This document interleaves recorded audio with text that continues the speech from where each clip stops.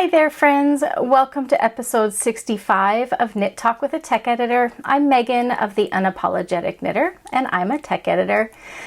Today you're going to get a bit of an unfiltered look. I am not as coiffed as normal. This is largely due in part to the fact that it's the spring in the Pacific Northwest and we've got a lot of fluctuation in our weather, which means I'm getting migraines fairly regularly. I didn't have it in me to go put on makeup or do my hair today. I'm clean, but I'm not coiffed. But for today's message, I don't think it's really going to be that important. We're hopefully not going to be looking at my face too much today. Okay, so 2 weeks ago in episode 64, we talked about compound raglan shaping for broad shoulders. Last Thursday, if you didn't already know, I dropped the first episode of a new podcast that I'm hosting, a limited run podcast that goes into detail on how to design and then knit a garment, specifically a Raglan-style garment. I get so many questions about raglans that it just felt like the best way to show you my approach to designing and then knitting an actual garment. So if you haven't checked that out yet, go back to my list of videos. It's a new icon. It's a soft orangey, peachy kind of color. Learn to design, then knit. This is a forever free resource that you can use to design your own raglan, whether you join me in this particular endeavor or use it in the future. However, with raglans, the big part of raglans is the fit of the yoke. The number of rows, which ties directly to the length of our yoke, also directly ties into the shaping of our raglan panels or columns. So today I want to talk to you about how to measure your body to know what depth you should knit. It's not quite the same measurement as we would do for a set-in sleeve or a drop shoulder style sleeve, so I thought we should walk through it today. So we're going to head over to the door of my office, which you rarely get to see. You can use a wall in your house, or if you have someone to help you, even better. But I'm going to show you how to do this if you're on your own. You're going to need a piece of paper, a ruler, a pencil, and a piece of paper. And a piece of tape. Sorry. Oh, and one last thing. You're going to need a level. It can be really tiny. Okay, let's head over to my door and take kind of an unfiltered look at all of this and how to approach this measurement. I've got a piece of paper, just a standard 8.5 by 11, and a little piece of tape that I can take easily off the door. The way you orient the paper, whether it's horizontal or vertical, is largely going to have to do with how deep your measurement is going to need to be. I've done both, and I think for the purposes of today's example, I will hold it or put it vertically on the wall. I'm wearing a fairly fitted shirt so that I can get easily under my arm and have access to the parts of my body I need to measure. When you're doing this at home, if you're doing this without a friend, you might consider doing this wearing only your undergarments. Obviously, I wasn't going to do that in the video. So here's what we're going to do. I'm going to look at roughly where the height of my shoulder is. Stick the piece of paper on the door, which is awkward to do on your own. There we go. So I know my piece of paper needs to be about this high, and I'm simply going to stick that piece of paper to the door. Now what we're going to do is I am going to grab my level and a ruler. You could use the top of your level if you want. Mine's got a little notch in it, so I'm going to actually put a ruler on top of it and a pencil.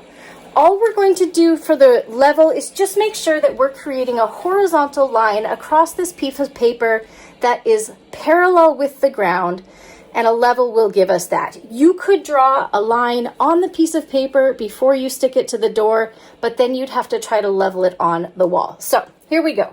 I'm going to take my level and put it on the paper anywhere. It can be right near the top. It can be right near the bottom. I don't recommend the middle because that's where we're going to be measuring, but we're giving ourselves a base point. So if I find level with my level, place my ruler on top of that.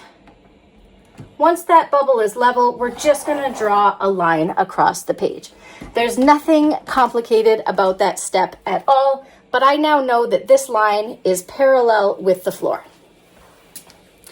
Next, what we're going to do is stand in front of this piece of paper, and we want to be able to span from our neckline edge down to our top of shoulder, as well as under our arms.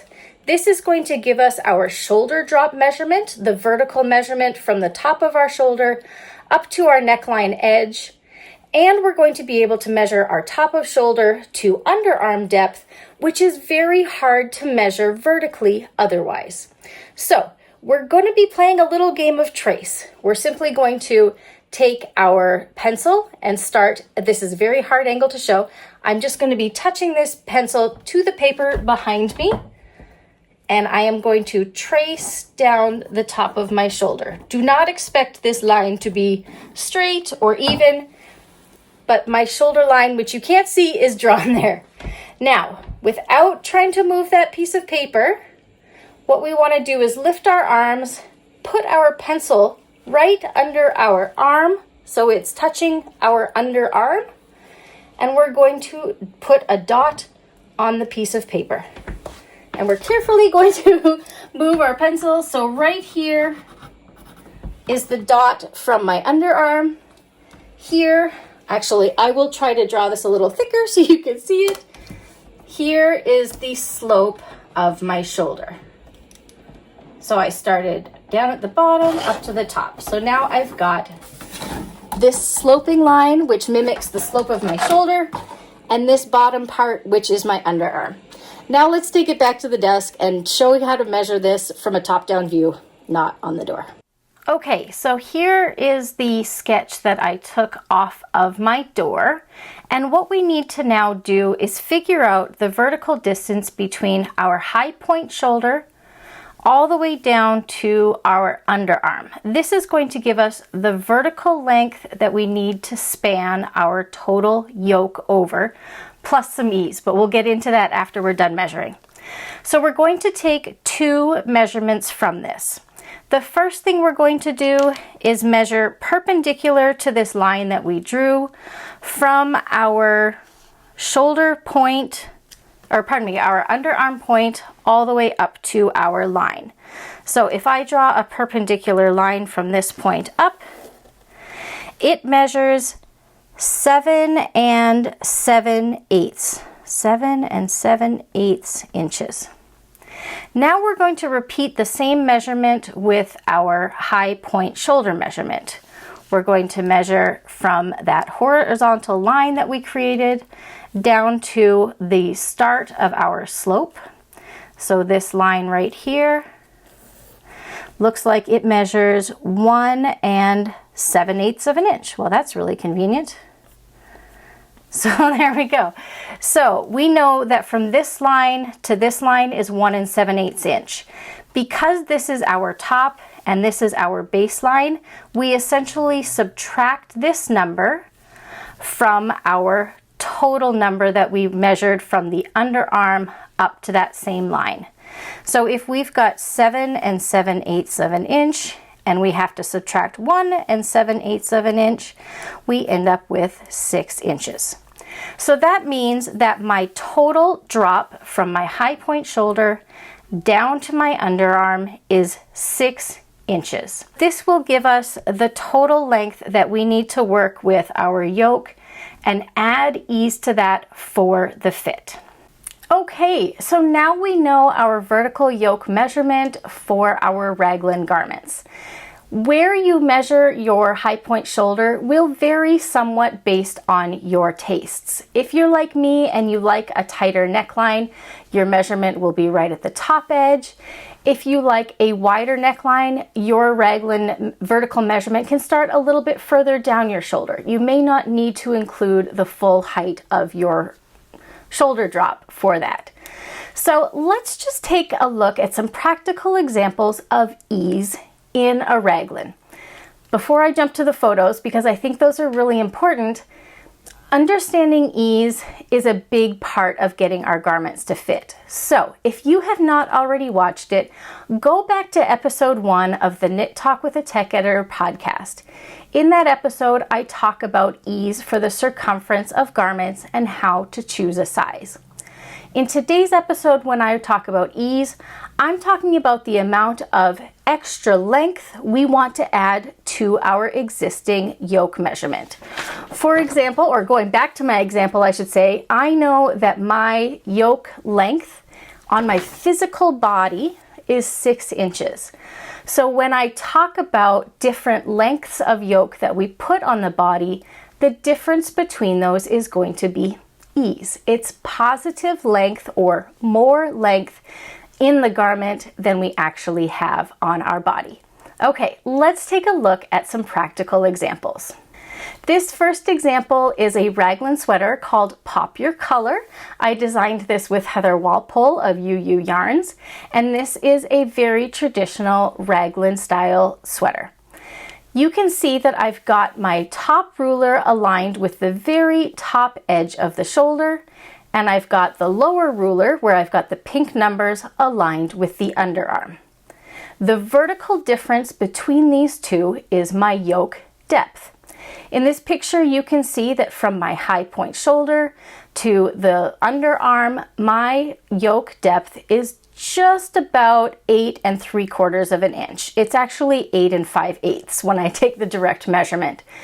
So what that tells me is when I have 8 5/8 inches of length and I have put it on a body that has a 6-inch shoulder depth, I'm wearing the garment with 2 5/8 inches of positive ease. Now this is a pretty fitted yoke. When I lift my underarm, you can't really, or I guess I should say the underarm of the sweater largely touches my underarm. I would be able to get a very thin t-shirt underneath this, but I wouldn't put a bulky blouse underneath this. There wouldn't be room for it because it's so fitted. Now let's take a look at another raglan garment that you've seen me wear, I believe in episode 64. This, of course, is a commercially made garment, so it's going to flow a little bit differently than a hand knit garment would. But you can see that the length of the yoke in this one, from the high point shoulder to the underarm, so measuring from the same places, is 10 1/2 inches. So that means I've got about 4 1/2 inches of positive ease on the raglan length of this sweater. When I put it on and sort of hold my arm out, you can see how much extra fabric there is underneath that armhole. It's designed to be this way. It's comfortable, it's loose, it's meant to be overfitted, or oversized, I should say, in length, but it gives you an idea of the difference between 2 1/2 inches of positive ease versus 4 1/2 inches of positive ease.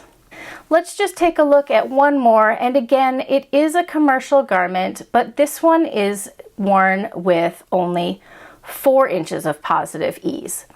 And it's amazing to me the difference that you can get between 4 inches and 4 1/2 inches of positive ease relative to the circumference of the garment. The green sweater is quite a bit larger in circumference around my body as opposed to the gray sweater, which is a little bit more fitted. So when you consider the overall fit of the garment in depth versus circumference, think about that fit. Do you want the underarm to be nice and fitted, or do you want it to be a lot more baggy, just relaxed, and or with a lot of room for undergarments? Let's look at a really basic example of a raglan sweater and how to apply the depth of our yoke with our desired ease to the actual construction of the garment. So in this example, we are going to say that our target yoke depth from the high point shoulder to the underarm is 8 inches. That's from this high point shoulder straight down to 8 inches. This mimics some of the pictures of the documents I've shown you. Let's also say that our row gauge for this project is 20 rows equals 4 inches. We also need to take into account, however, the depth of the shoulder, because when we are knitting this target of 8 inches, we also have the cross section of the shoulder to take into account. So let's take a look at a top-down view of what this would look like so that we can see how the width of our shoulder impacts the depth of our yoke when it comes to actually knitting the rows. So here's a very basic version of the swaim sweater now looking from the top down. We can say that this is our front, this is our left sleeve as worn, this is our right sleeve as worn, and this is our back. When we talk about the 8 inches of our target yoke depth, that 8 inches is going to be from this center line, which is the middle of our cast on for our shoulder, all the way down to the underarm. So if this is meant to be our 8 inches, we need to take into account this small width from the top of the shoulder that we started with. When we imagine this dashed line, this is the, for lack of a better term, the fold line, the line that sits across the center top of our shoulders.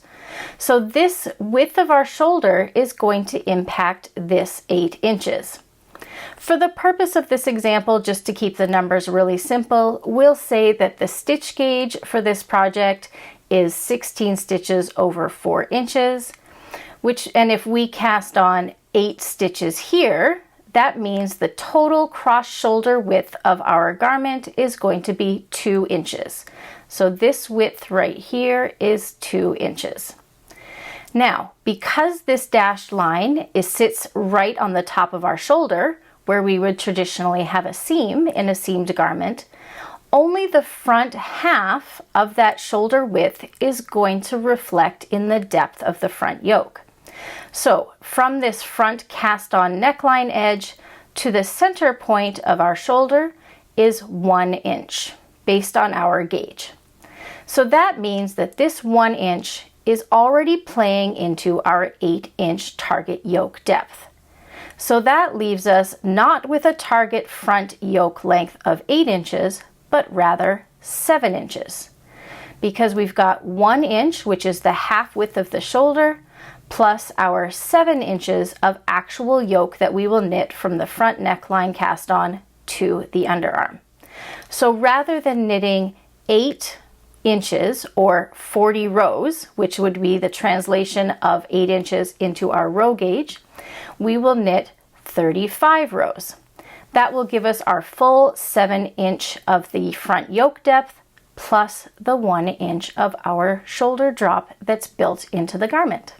The width of the cross shoulder that you cast on is going to be different for every garment you knit.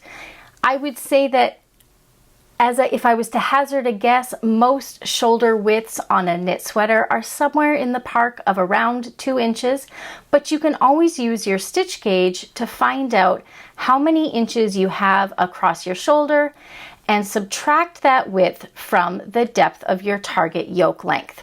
If you still had a target yoke depth of 8 inches, but your cross shoulder cast on stitches were more like 3 inches instead of 2 inches, you would subtract 1.5 inches, which is half of 3, from your target of 8 inches, and you would have a neckline depth from your front cast on edge to your underarm of 6.5 inches instead of 7.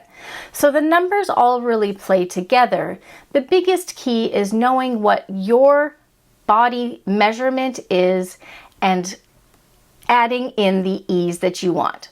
Now, the examples that I shared with you earlier are not entirely exhaustive. You could certainly work with less ease even than I had in my knit sweater, and it would be even more form-fitting in the yoke.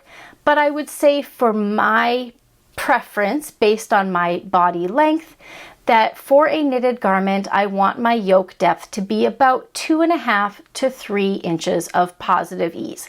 That will give me a nice fit that is not too sloppy. I have seen some designers that will use as little as 1 inch of positive ease. I don't have a knitted garment in my stash that has only 1 inch of positive ease, so it's hard for me to say how that would fit. I guess I would say try it. If you are knitting a raglan, See what 1 inch measures out to on your body if you're knitting it in the round, and can try it on and see how far that will get you. But I would say probably for many bodies, based on my very limited experience of only living in my body, 2.5 to 3 inches is going to give you a really nice fitted raglan. If you're going for a really oversized look, like the commercially made garments that I tried on, somewhere between more like 4 or 5 inches of positive ease, positive length, is going to give you a nice oversized fit. So there we go. That's how I go about measuring my body and applying those measurements into a knitted garment. Thank you so much for joining me this week. I will see you again in 2 weeks' time, hopefully with fewer migraines. And until then, my friends, happy knitting.